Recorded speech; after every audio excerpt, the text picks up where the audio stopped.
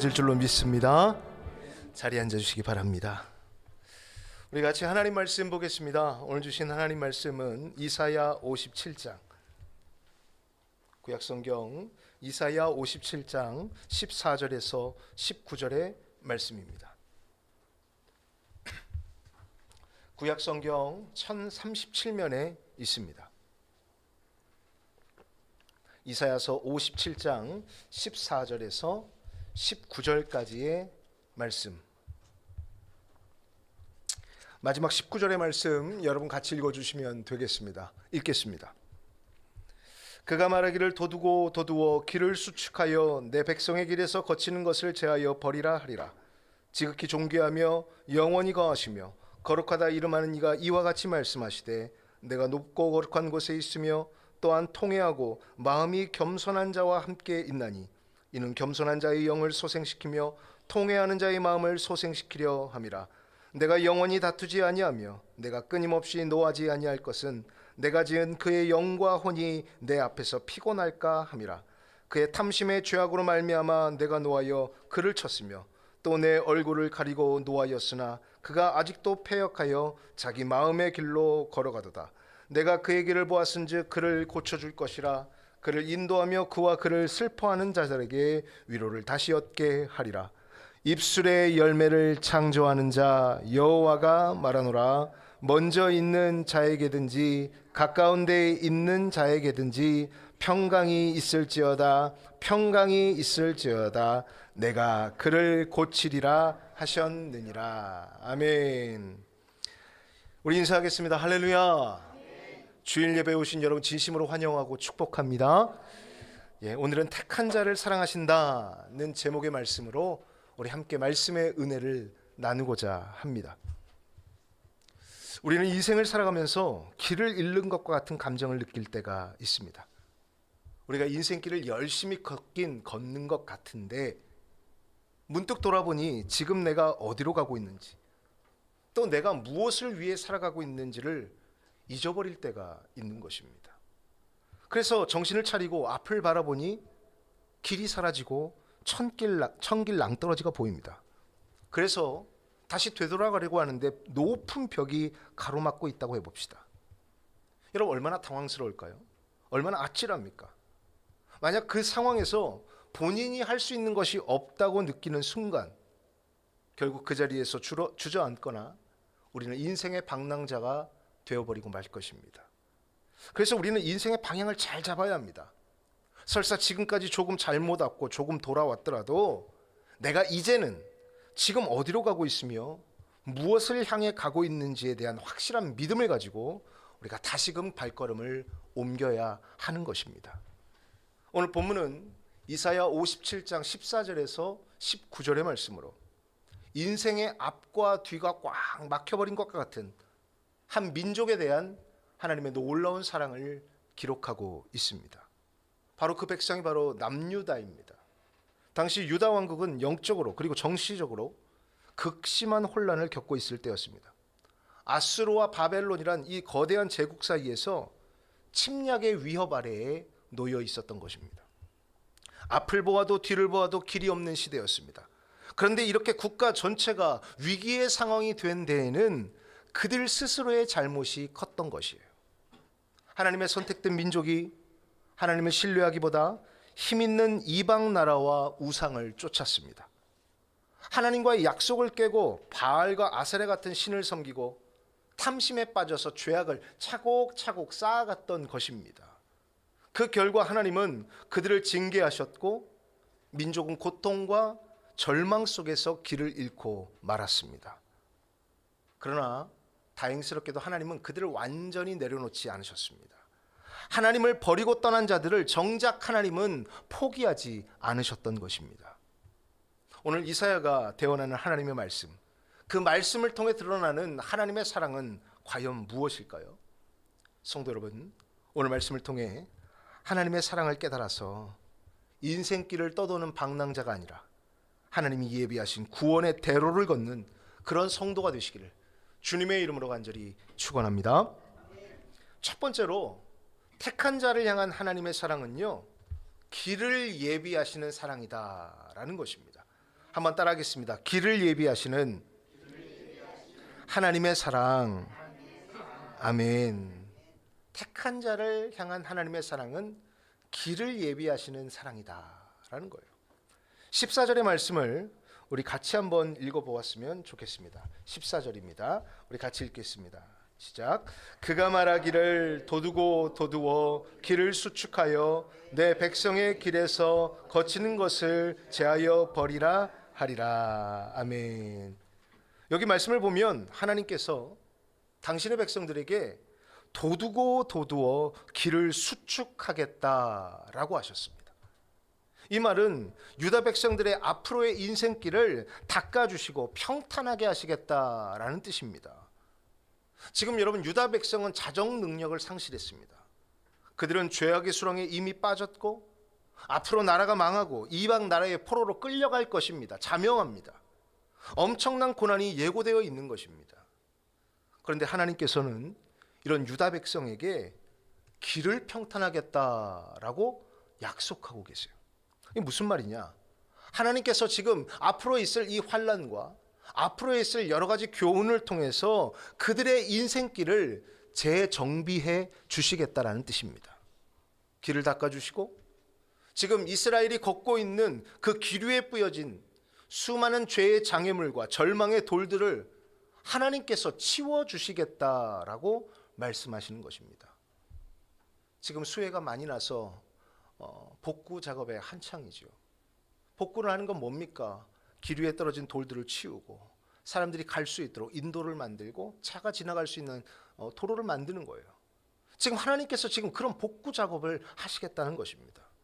물론 그들은 포로기라는 대가를 치러야 합니다. 하지만 그들이 포로 생활을 마치고 시온으로 돌아올 수 있도록 하나님이 인도하시겠다는 거예요. 그리고 그 인생길에 우상을 제하시고 하나님의 구원 계획을 점차 구체적으로 실행해 나갈 것입니다. 이것이 바로 택한 자를 향한 하나님의 길을 예비하시는 사랑이다라는 거예요. 주의 백성들이 걸어갈 길을 준비하시고 예비하셔서 시온의 대로를 열어주시는 것입니다. 출애굽기 14장에 보면 하나님께서 약속한 백성들의 인생길을 어떻게 평탄화하시는지를 구체적으로 보여줍니다. 여러분이 잘 아시는 홍해의 기적이죠. 극적으로 출애굽한 이스라엘 백성을 누가 쫓아와요? 바로의 군대가 쫓아옵니다. 그리고 앞에는 거대한 바다가 가로막고 있습니다. 앞과 뒤가 막혔어요. 그때 하나님께서는 모세를 향해 말씀하십니다. 바다를 향해 지팡이를 내밀게 하십니다. 출애굽기 14장 14절에서 16절의 말씀, 여호와께서 너희를 위하여 싸우시리니 너희는 가만히 있을지어다. 지팡이를 들고 손을 바다 위로 내밀어 그것을 갈라지게 하라. 이스라엘 자손에게 명령하여 앞으로 나아가게 하라. 분명 건널 수 없는 바다였습니다. 가면 죽을 길이었습니다. 그러나 인간의 눈에는 그것이 길이 아니었음에도 하나님은 그 바다조차 길로 만드시고 걸어가도록 예비해 주신 것입니다. 여러분, 이것이 우리 인생길을 향한 하나님의 예비하시는 사랑입니다. 하나님은 당신의 택한 백성을 위해 길이 없는 곳에도 내 백성이 걸어야 한다면 길로 만들어 주신다는 거예요. 그러므로 하나님을 믿는 성도라면 이 길을 예비하시는 하나님을 꼭 신뢰하시기를 바랍니다. 이스라엘을 위해 길을 만드신 하나님이 저와 여러분의 인생길에도 길을 내는 분임을 우리는 믿어 고백해야 하는 것입니다. 하나님은 늘 역사 가운데서 당신의 백성들을 기다리고 계십니다. 그냥 기다리는 게 아니에요. 하나님은 준비하세요. 예비하세요. 누가복음 15장에 나오는 탕자의 비유를 생각해 보십시오. 탕자가 아버지의 집을 떠나 모든 것을 탕진하고 돌아올 때에 그 너덜거리는 인생길에 아버지는 마중 나와 계셨습니다. 그저 돌아오기만을 기다린 게 아니라 작은 아들을 맞을 준비를 하였고 아들이 나타나자 맨발로 달려가 그를 영접했던 것입니다. 여러분, 우리를 향하신 하나님의 사랑이 이와 같음을 믿으시길 바랍니다. 혹시 지금 절망, 삶의 어려움 여러분을 짓누르고 있습니까? 더 이상 나갈 길이 보이지도 않고 뒤로 후퇴할 수도 없습니까? 하나님을 믿고 나아가면 저와 여러분을 위해 하나님께서는 길을 열어 주십니다. 부디 인생길을 방황하지 마시고 우리를 위해 닦아놓으신 그 구원의 길 위로 믿음의 걸음을 힘있게 내디디시기를 주님의 이름으로 간절히 축원합니다. 두 번째로, 택한 자를 향한 하나님의 사랑은 영혼을 소생시키는 사랑이다라는 거예요. 우리 한번 따라하겠습니다. 하나님의 사랑은 영혼을 소생시키는 사랑이다. 아멘. 15절의 말씀을 여러분이 한번 읽도록 하겠습니다. 15절입니다. 지극히 존귀하며 영원히 거하시며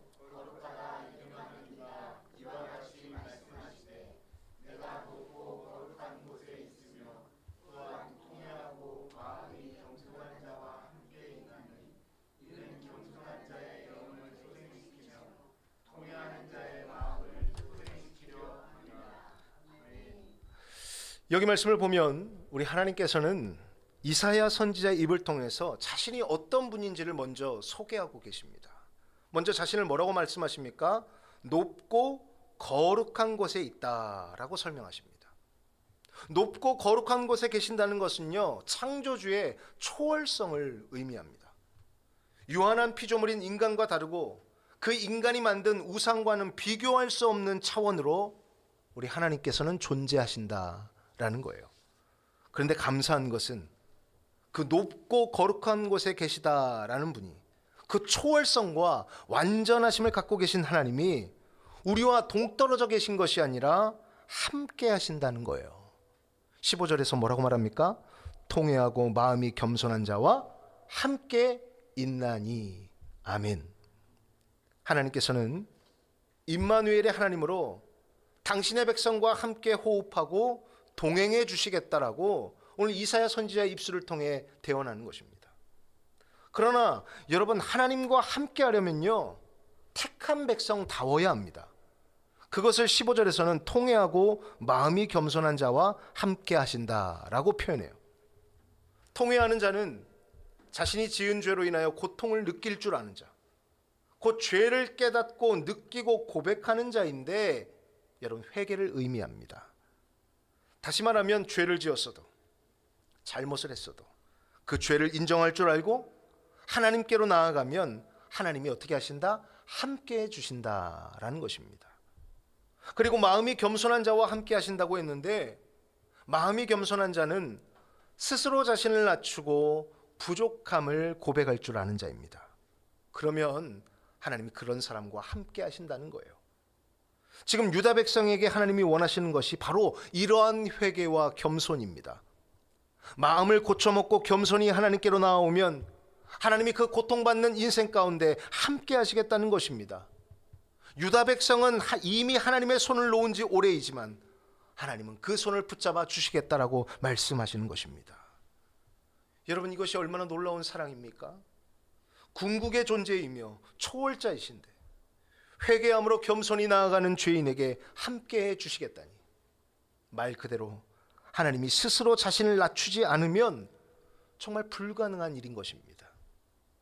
그러므로 우리는 하나님 앞에 죄를 깨닫고 겸손히 나아갈 줄 아는 자가 되어야 합니다. 그리고 한 걸음 더 나아가 죄를 통회하고 자복하는 단계까지 나아가야 하는 것입니다. 그러면 하나님이 그 겸손한 자의 영을 소생시키겠다라고 약속하세요. 하나님의 사랑은 영을 건강케 하시고 영을 살리시는 거예요.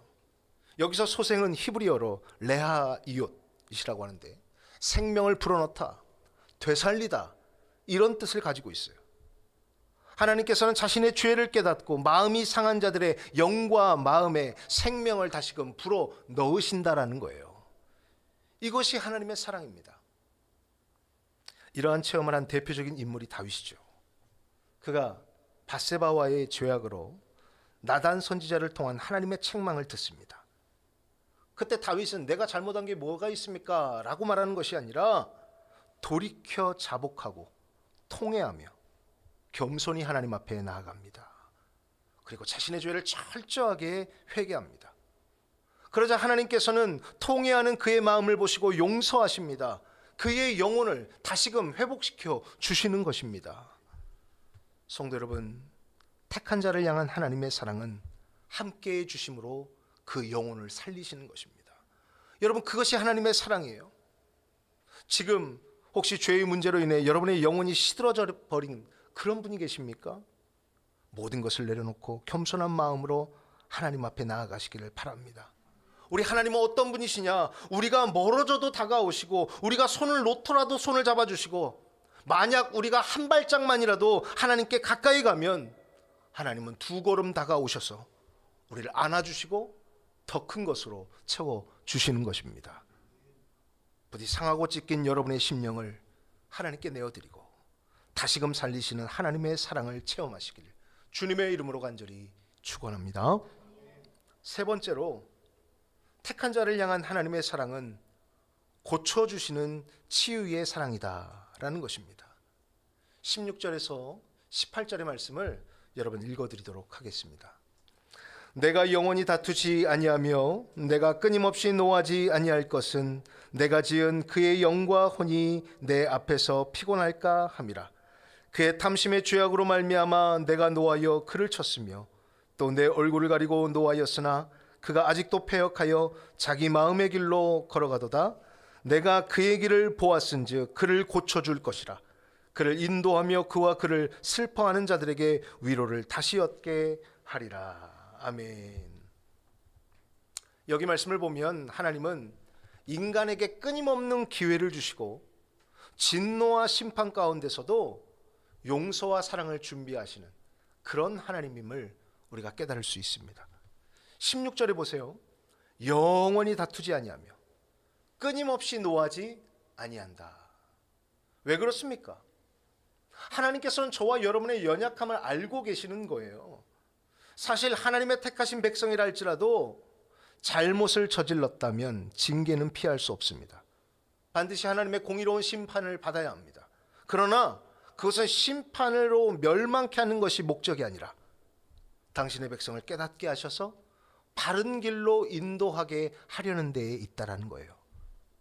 그래서 피조물 된 인간의 연약함을 아시고 그 징계의 손길을 적절한 순간에 다시 하나님은 거두시는 것입니다. 그 하나님의 마음이 18절에 이렇게 표현되어 있습니다.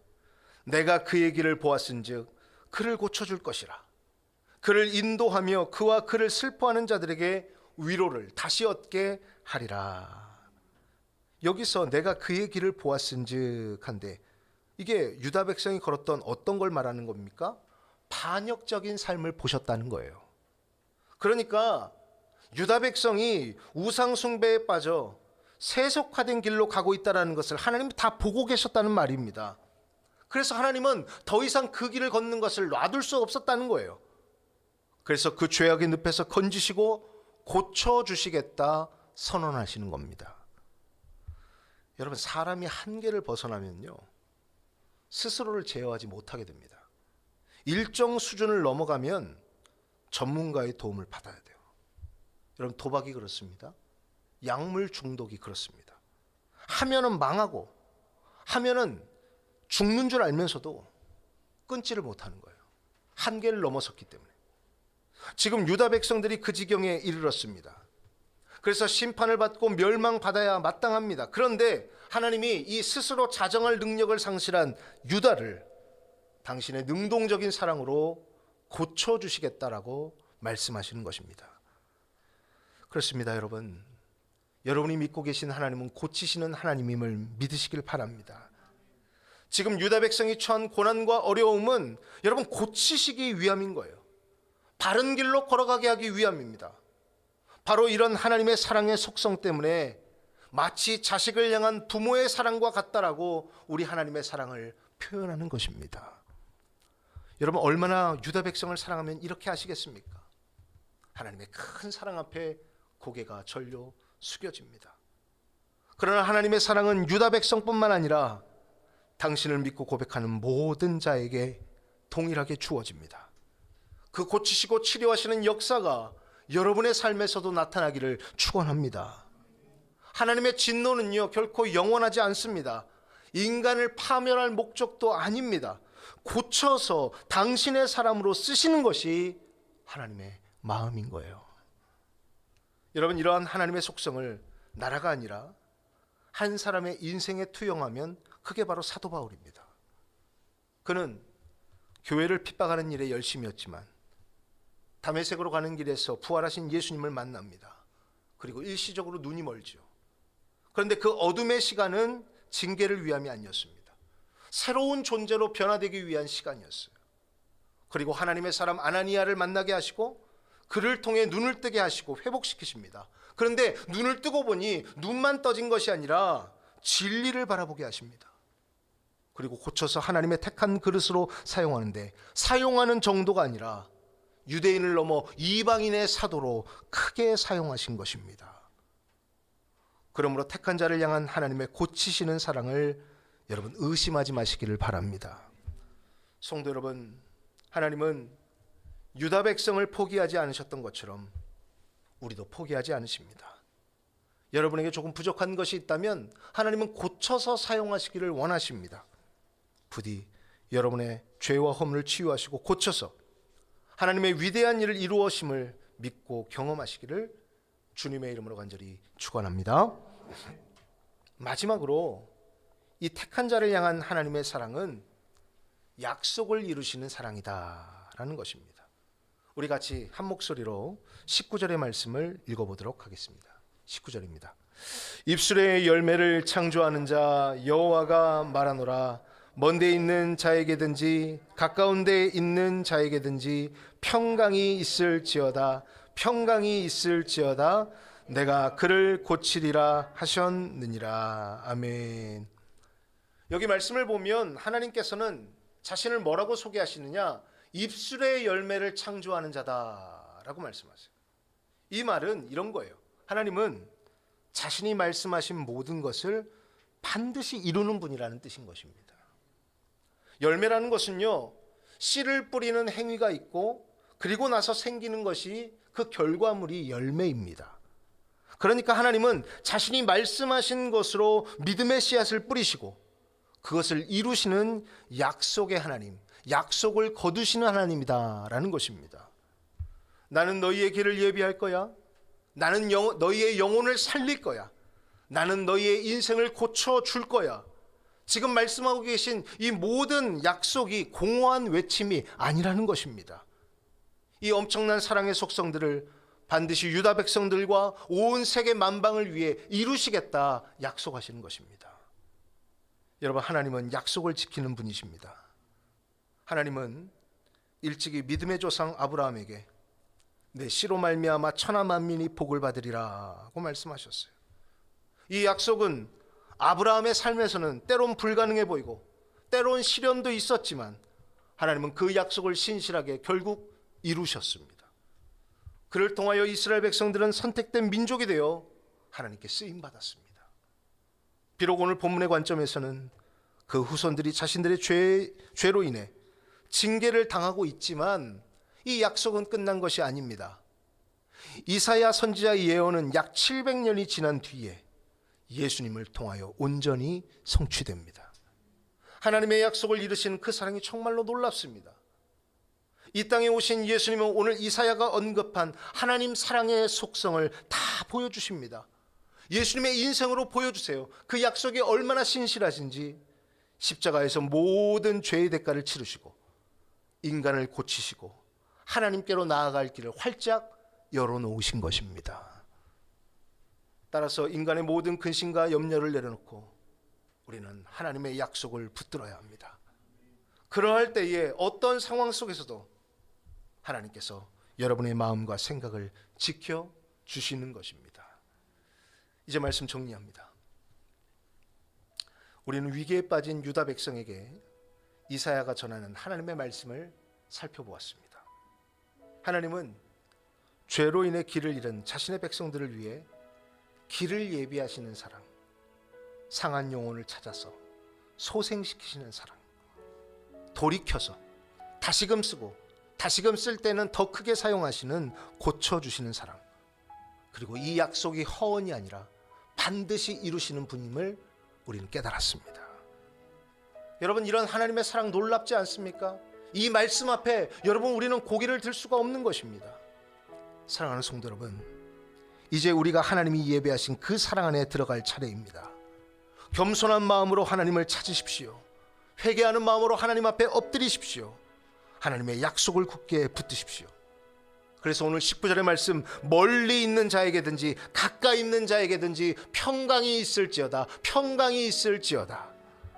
부디 이 하나님의 위대한 축복이 오늘 말씀을 듣고 기억하는 여러분에게 가득하시기를 주님의 이름으로 간절히 축원합니다.